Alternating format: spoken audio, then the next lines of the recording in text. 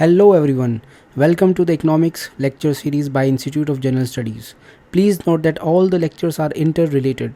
Therefore, it is advisable to start from the beginning and watch the complete economic series for wholesome understanding of UPSC economics syllabus.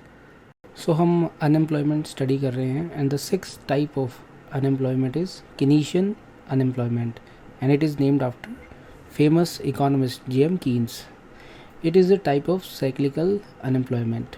Cyclical unemployment हम पिछले lectures में detail में study कर चुके हैं.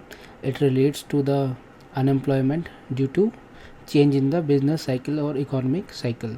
जो cyclical unemployment है उसके डिफरेंट रीज़न हो सकते हैं. For example it may be due to decrease in the aggregate demand in the economy, या फिर it may be due to the shocks such as 2008 crisis recession was due to subprime mortgage lending by the banks. तो recession या depression आने के अलग अलग कारण हो सकते हैं.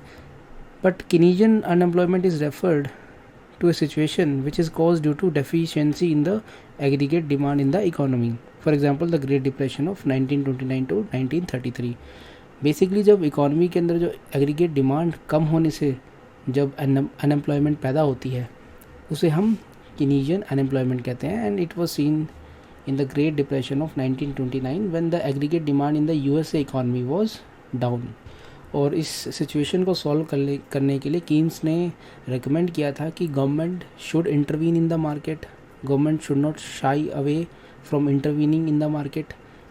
और गवर्नमेंट को डिमांड क्रिएट करने के लिए लोगों की जेब में पैसा डालना पड़ेगा, और पैसा लोगों के पास पहुंचाने के लिए गवर्नमेंट को डिफरेंट डेवलपमेंट प्रोग्राम्स इनिशिएट करने पड़ेंगे, जिससे कि एम्प्लॉयमेंट बढ़ेगी. और अगर एम्प्लॉयमेंट बढ़ेगी तो लोगों की इनकम बढ़ेगी, और इनकम बढ़ने के साथ साथ इकॉनमी के अंदर डिमांड भी बढ़ेगी. केन्स से पहले जो इकोनॉमिस्ट थे they were not in favour of government intervening in the economy.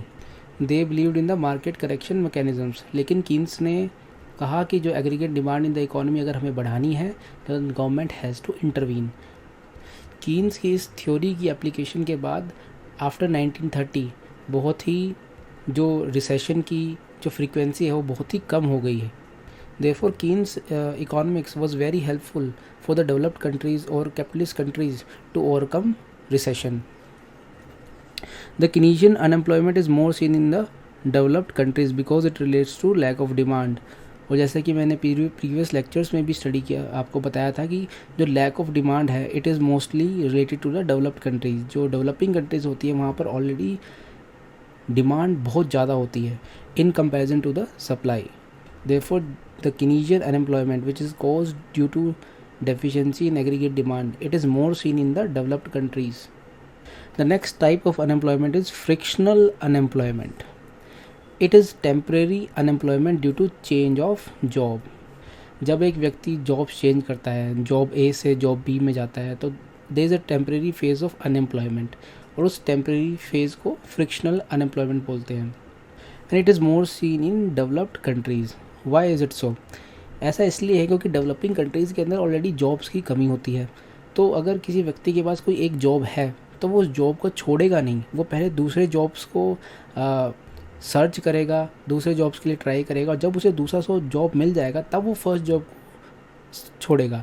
तो इस कारण बट डेवलप्ड कंट्रीज़ के अंदर लोगों की मेंटेलिटी अलग होती है. They leave the job and then they look for the second job. This is we are talking in general, क्योंकि डेवलप्ड कंट्रीज़ के अंदर in general jobs are available. Therefore, we can say that frictional unemployment is more seen in developed countries. The next type of unemployment is technological unemployment, and it is caused due to automation or adoption of capital-intensive technology by a firm. And this is also more seen in developed countries.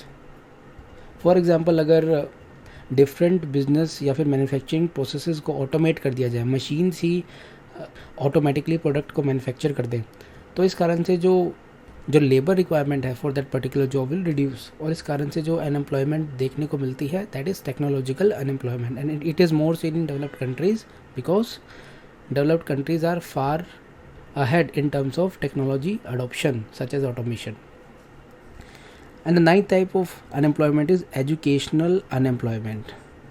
It is seen when an educated or trained or skilled person fails to find a job it is most common in under developed और developing countries. तो basically किसी व्यक्ति के पास skills तो हैं but उसे job नहीं मिल रही है। ऐसा क्यों है? क्योंकि कंट्री के अंदर एडिक्वेट जॉब्स अवेलेबल ही नहीं है, because the countries economy is under developed और developing. So this is educational unemployment. Now the question arises is what is the dominant type of unemployment in India. So इसका answer ये है कि India के अंदर जो अनएम्प्लॉयमेंट है mainly it is due to the structural unemployment and the second reason is the disguise unemployment. Structural unemployment we have studied earlier. इसके अंदर क्या होता है कि किसी इकॉनमी के अंदर there is lack of capital और there is lack of skilled labour और there is lack of physical infrastructure, जिस कारण से जो है एम्प्लॉयमेंट अपॉर्चुनिटीज़ काफ़ी लिमिटेड होती हैं and that's why unemployment rate is high. So India के अंदर it is due to the structural unemployment and the second most reason is disguise unemployment. In the next lecture, we will study types of unemployment and measures of unemployment.